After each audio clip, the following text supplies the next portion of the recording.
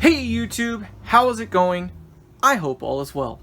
Today we are going to try to explain and show empirically what the Fizz and the Swirl is of amplifiers such as the Marshall 18 watt. Sorry, I'm going to try to stay in shot here. I'm trying to get a lot in here, okay? The Marshall 18 watt, the Vox AC30, Matchless Lightning, Vox AC15, amps like that are cathode biased. Generally, they have EL84s in them. Not always. A swirl can happen in many different amps. It happens in bigger amps as well, but it's most prevalent in these amps here. The reason it's most prevalent with the EL84s is that those types of tubes don't require a whole lot of drive signal in order to, get into grid clamping. Grid clamping is a large part of what causes that swirl and that fizz. So what we're gonna do is try to explain that, show that, and see what the different fixes might possibly be. So I am now turning on the amp. It should slowly start to warm up, and we will see signal. We hear it as well. Sorry, you're gonna have that annoying little buzz in there. You'll notice the little kink there on the purple wave, and I apologize if you can't really see that. I'm sure if you go full screen you can see it, but there's a little kink there. It actually goes up, back down, and then up again. That is the swirl. That is the fizz. You'll also notice that the top of the waveform has been cut off a little bit. That is due to bias excursion and grid clamping. Grid clamping is when the tube, the power tube, right? The grid has actually got so much positive voltage on it that it no longer can do anything with it. It's going above, 0 volts, let's say. And what it actually does is it starts to go back and charge up the grid leaks and the coupling capacitor, right? So it's actually loading up and causing the signal to cut off at what is 0 volts for that. And we could actually measure that. So with my DMM here, we'll measure here, and we'll see that we've got a volt, right? It could be more than that even, but almost 2 volts, okay?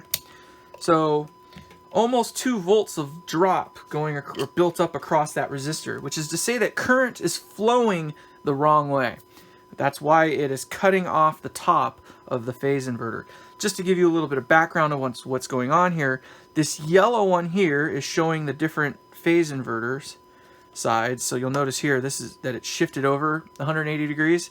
So this is just the other side, but notice it's only the top side that is clamped down. That's because the positive going signal charges up the grid of the power tube, which won't do anything with it, so it actually starts building up a charge in the coupling capacitor, which cuts off the signal. It's basically shutting the tube off or clamping the signal down. It is loading down the pi so much that it will not go above that point.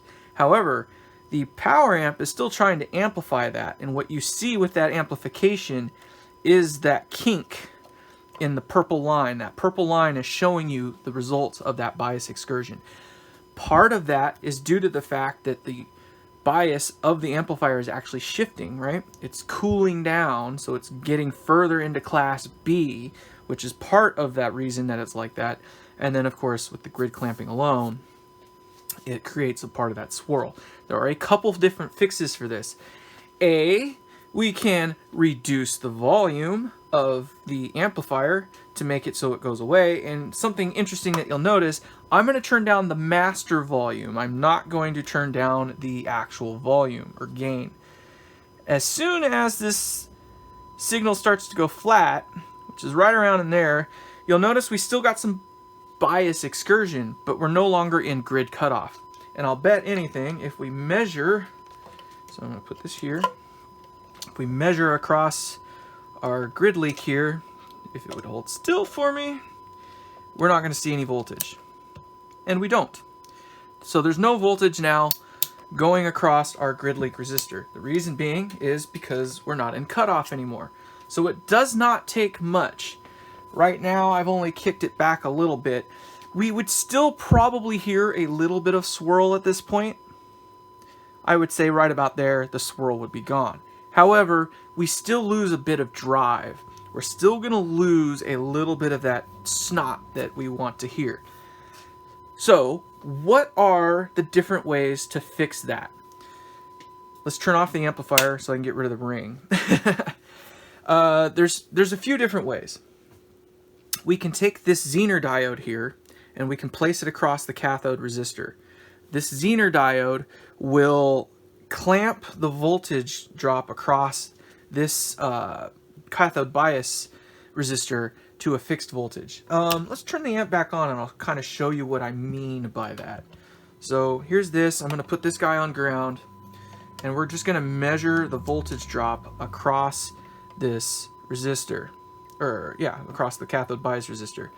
16 volts. I can tell you right now that's already pretty high. If I dime the amp, it's going to go up to 18 or more. It could be higher depending on how much input drive you got.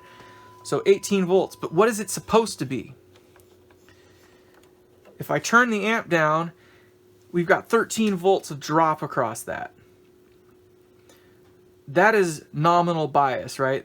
We did a biasing video recently, and that's about 95% of bias. Between 90 and 95% of bias. As we go higher, as that number goes higher, that means the bias is cooling down. So we're dropping, what, 13? So what, 5 volts? Easily 5 volts across that. That's part of what's causing that kink there. So putting this Zener diode across there at, say, 13 or 14 volts will clamp that voltage change down to the value of the Zener, which is to say it'll go from 13 volts of bias down to maybe down to maybe 14 volts max. So that'll help get rid of that kink, but it will cause the clamping to go, because keep in mind nothing else is changing, right? Since the bias can't change anymore, the drive doesn't change, so it'll clamp the thing down. It's one of those things you just kind of got to see it. So let's go ahead and turn this off. I'm going to disconnect that to keep it out of the way. And then I'm just going to make this so I can clamp it in really quick. We're going to be very careful not to touch things we don't want to. And I'm just going to solder this in really quick. There is a direction that it needs to go. Alright, so, oh my god, if I could get this to play nice with me. Alright, so, I'm just going to tack this in really quick like. It's going to be ugly, I apologize. OMG. Full of fail right now. Full of fail. I'm reaching in a live amplifier, kind of. Alright, sorry. There we go. Got that one. Now, there it is. My apologies. I'm trying to do this quickly. I'm trying not to make this into another 45-minute long video, okay? There we go. I think that is clamped in well enough. Yes. Okay, so what we're going to see now is that our crossover distortion is going to go away, but our grid clamping is not. Okay, and it'll take a second here as it warms up.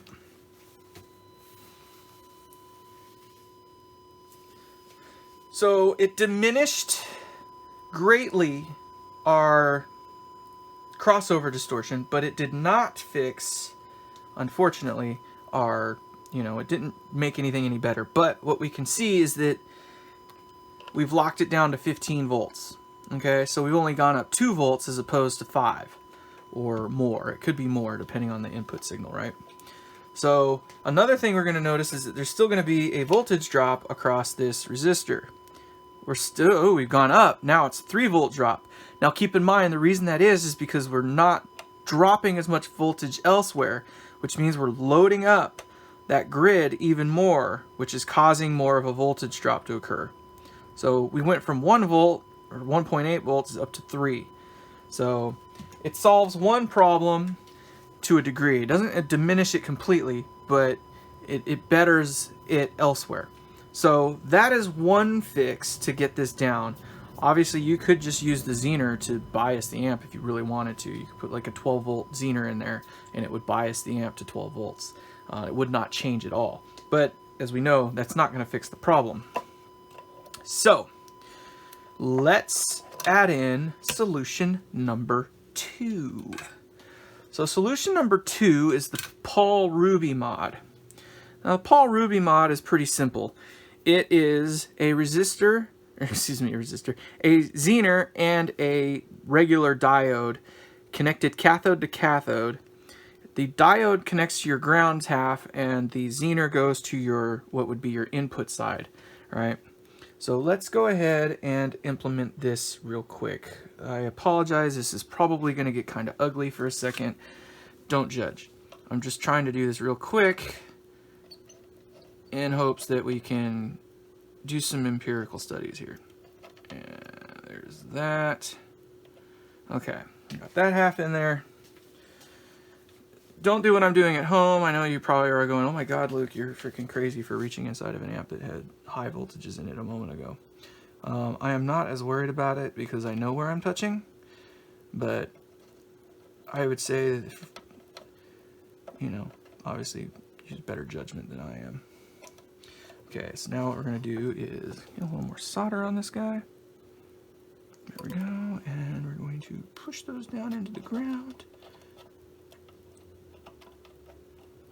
I'm just doing this to tack them in. Do not blow on stuff. I'm trying to do it real quick because I'm trying to get this over with.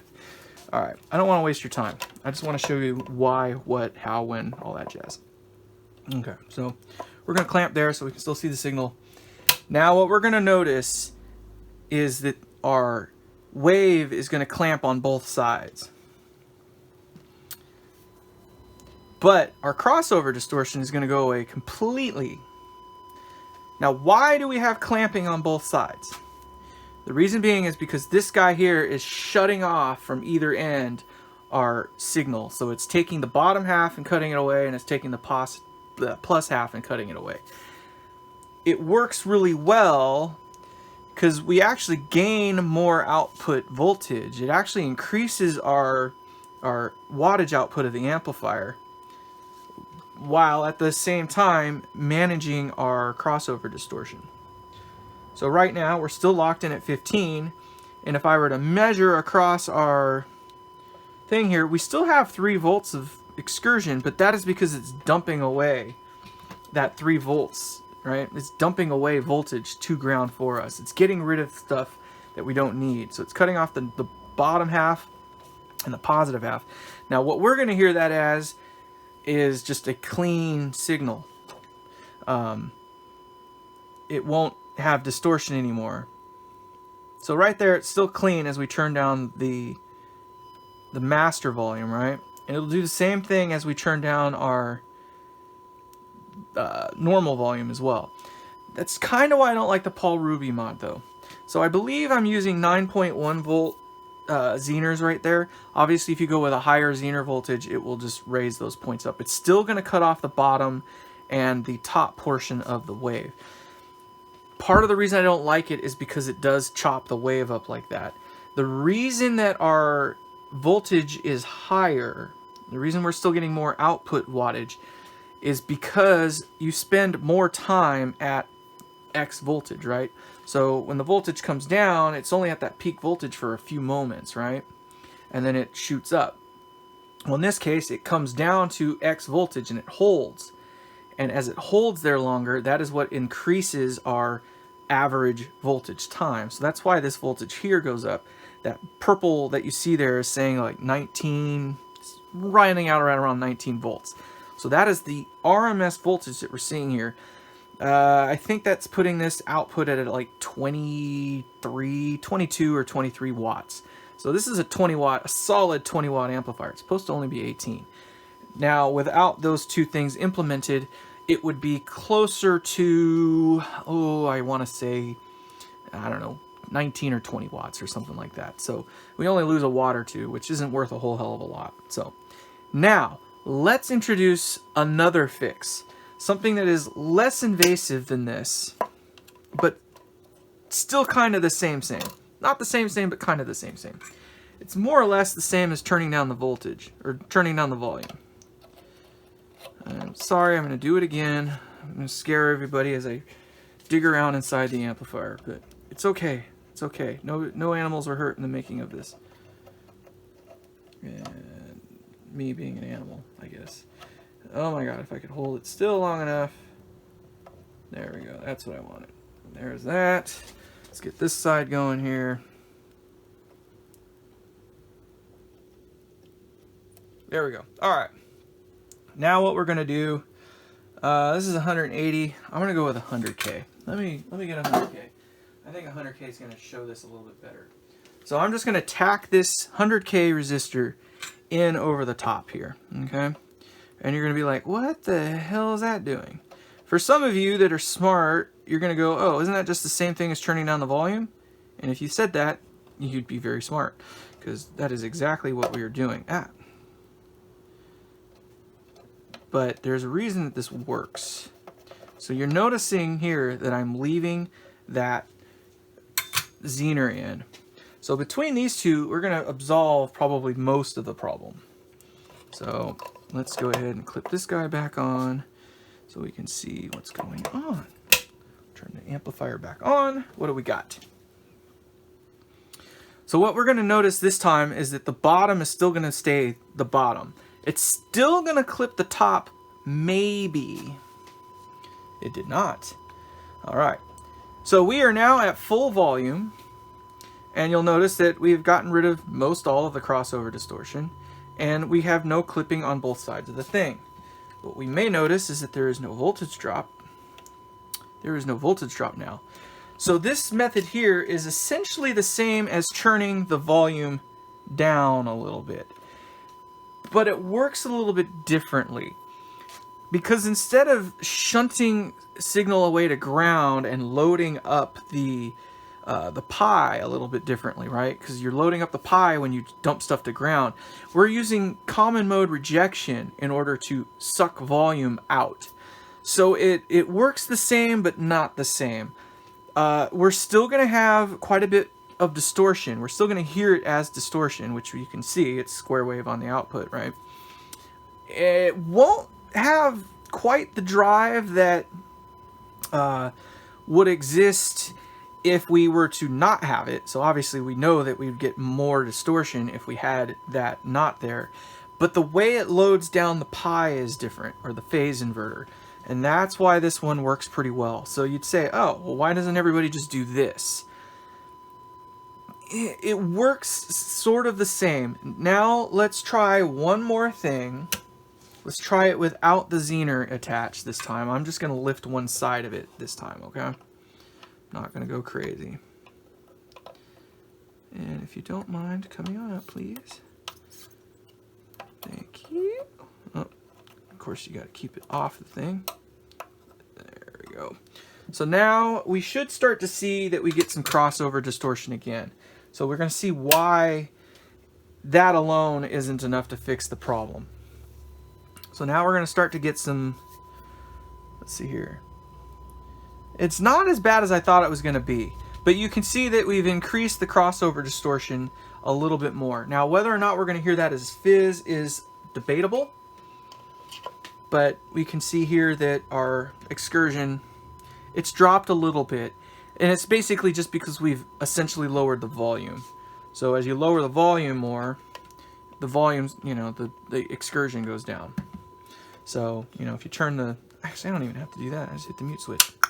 There we go. So 13 volts is what our nominal drop across that is. And then with everything dimed, here I'll even dime the bass knob. You can see as we dime the bass knob, more voltage is coming in. We're right on the verge of clamping, right? Or grid conduction, right? We're right on the verge, and we're starting to get it to roll over there. But under normal settings, I wouldn't run the bass knob all the way up on this amp, although you could if you wanted. At clean settings, it would work just fine to roll that all the way up, but right here, we would probably get just a little bit of fizz. But putting this guy in, back in, as you saw, controls that amount, right? It gets rid of that crossover distortion a little bit more. So those are the three primary methods to fixing it. you can see now why the Paul Ruby mod isn't necessarily my favorite way to fix this. Although it works really well. You don't actually hear any of that distortion from the pi signal getting cut off. And the reason being is because it's trying to keep it from going to a point where you would hear it as distortion anyway, because you would get into cutoff. You can use a different value. I went with 100K to get us closer down, so I know that we wouldn't get into grid, grid cutoff. You can go with 180K, and that would just bring it up a little bit more, maybe get it right to the edge of grid cutoff. Obviously, you can play with that number. Having a scope kind of really helps being able to see it. Same though, you could hear it. So what does it sound like now? If you were to revert back to my other video where I showed the actual, where I showed you the sound of the amplifier with that fizz, you would hear that. This is a different guitar, so results might be a little different. So we're gonna turn it up. This is my another one of my shop dogs.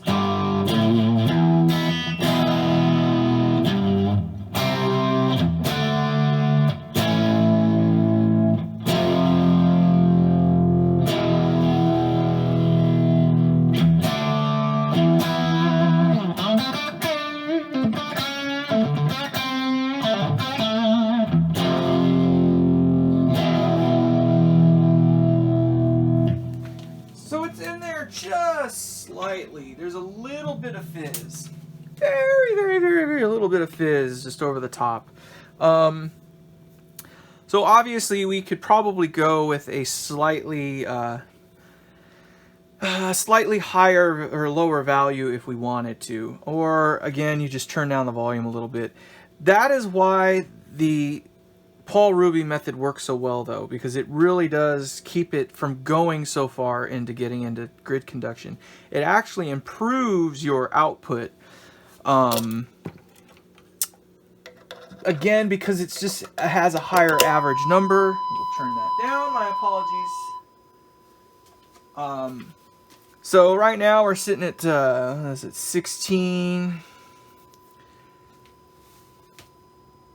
16 volts. Let's just round it out to 16 volts. That's the power output that we got. So to come to our output wattage, you take 16 times 16. Sorry, I'll put that in the view. And then you divide that by 16 times 16 divided by 16, because that's our thing. We've got 16 watts of output power right now, doing it the way that we have. We would actually increase the output power a little bit by putting that Zener back in. And the reason why is because the bias will not excurge. We won't have as much bias excursion, right? And that would keep the output of the tubes higher. So let's go ahead and show that, right? So we'll put this Zener diode back in. Let me wet this tip a little bit more here. Get your head out of the gutter. I know what you're thinking. Knock it off. All right. There we go. I think you're in. You are. You just popped in. Doop. So now when we do the same reading, we're probably going to come out with a slightly higher voltage. So remember, it was about 16 volts before. We get rid of some more of that crossover distortion, and now we're at 17 volts. We gained 1 volt of output. So what does that add up to? 17 times 17 divided by 16 equals, now we're up to a solid 18 watts of actual output. Now what does this sound like? There is no distortion from that Zener diode, by the way. You're not going to hear that. But we get rid of a little bit more of that excursion there.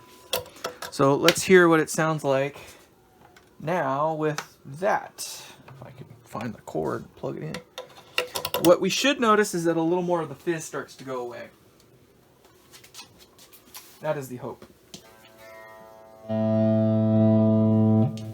Might be a little louder. I don't know. I'm sorry.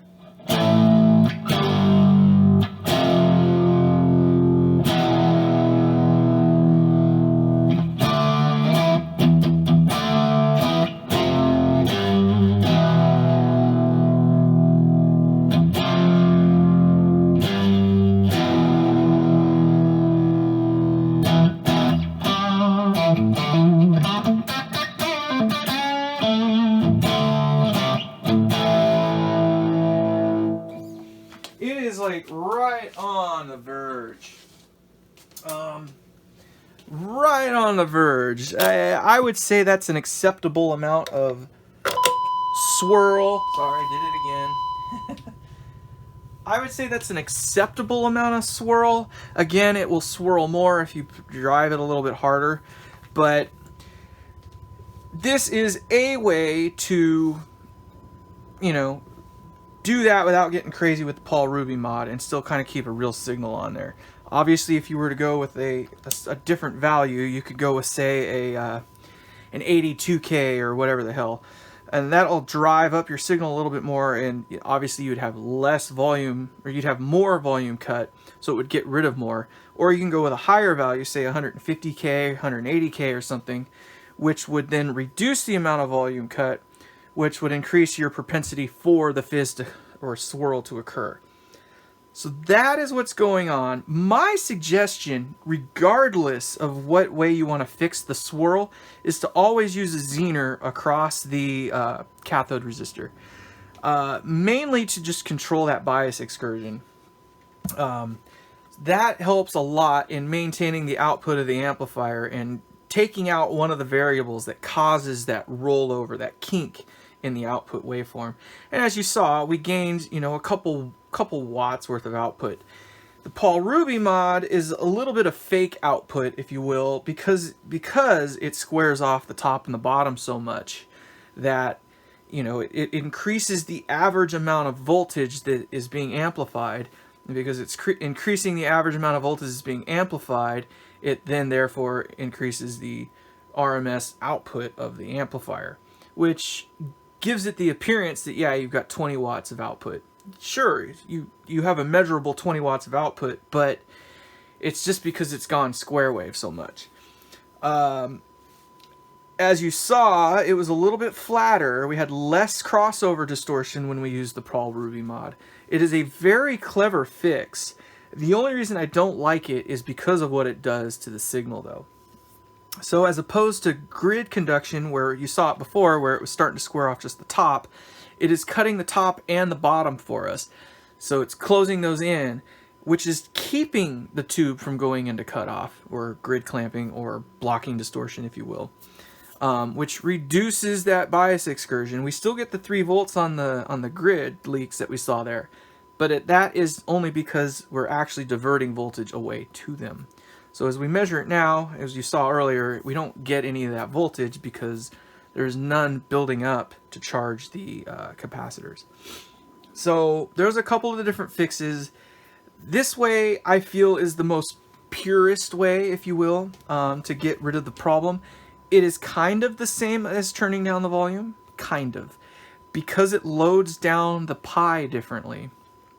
If we were to do I guess the train wreck style version of master volume, or the matchless lightning does it as well, where it puts the volume control in between the phases and then it just shunts them to each other. In that regard, it works differently than the way this master volume is implemented.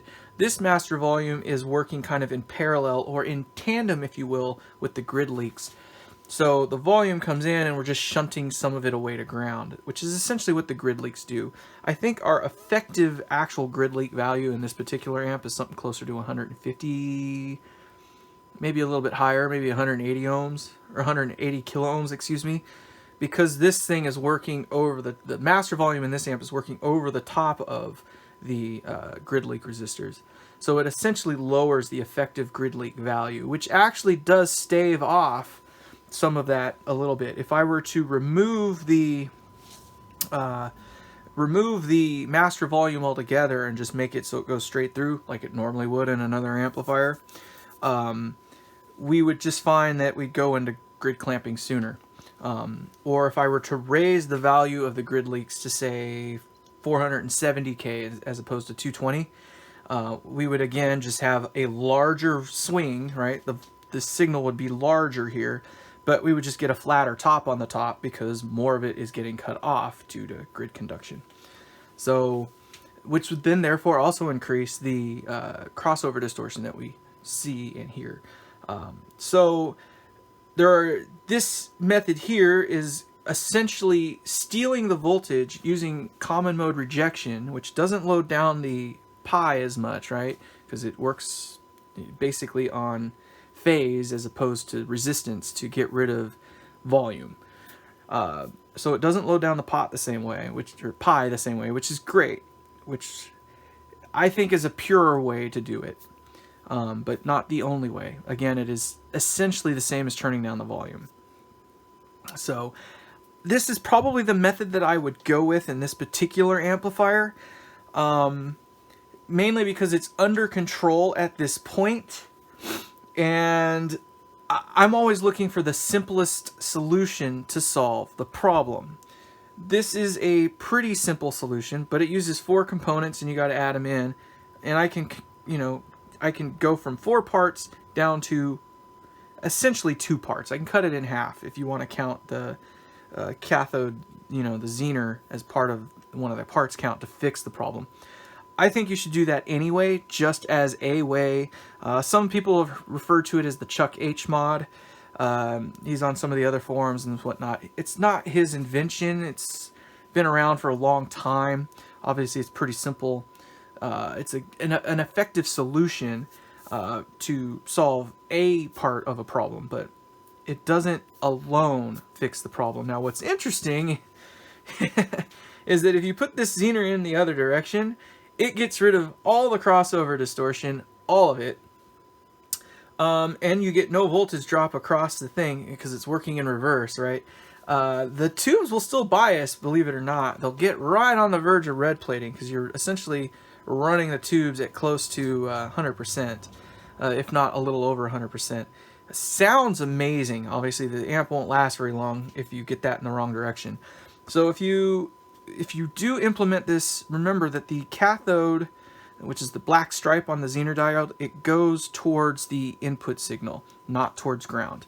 All right, so you want the, depending on how your amp is orientated, whatever side is the ground side, which for me is over here, you want to make sure that the cathode goes on the other side of that. So put it the other direction. If you were to invert that, it can cause your amplifier to go into runaway, although it probably won't, mainly because this thing has a fixed voltage drop on it, so it kind of acts like a bias resistor at that point. But you'll know right away because the amp will just sound freaking amazing, except for that your tubes are probably going to start red plating, which is ungood. In either case, I hope this helps a lot. I hope this answers some questions. It gives you an idea of some of the possible fixes that you can implement and just empowers you to come to your own solution. For this amplifier build, I'm probably going to go with this current solution that you see here as, ready for sale type thing. There's other things that we can do that we have not explored yet. We can raise the value of the grid stoppers. That will change how this acts a little bit. More or less, if we were to go back to original without that resistor there, and you saw the cutoff there that we had, with a higher value grid stopper resistor, you would see that that cutoff is just a little bit lower. The reason being is that it is going into cutoff less because the grid stoppers are stopping as much current buildup, right, in that circuit, right, and so it'll load down the pi a little bit less. But it's not in its entirety going. It's kind of like doing this in a way. It's gonna reduce it to a degree, but not appreciably. And we may show that in another video, kind of how grid stoppers kind of work and what you can do in order to control this kind of stuff. I haven't gone to that avenue yet, mainly because I've kind of just worked out many of the bugs that I need to work out on this amplifier currently, and I can solve the problem easily with that. I don't necessarily want to start getting crazy doing all kinds of different fixes to solve a problem that doesn't exist anymore, so to speak. So I know that going with higher value grid stoppers will not fix the problem entirely. So at what point do you call it good? Right? So Thank you so much for sticking with me. If you like this, subscribe. I appreciate you. Thank you so much, and we'll see you in the next one. Bye.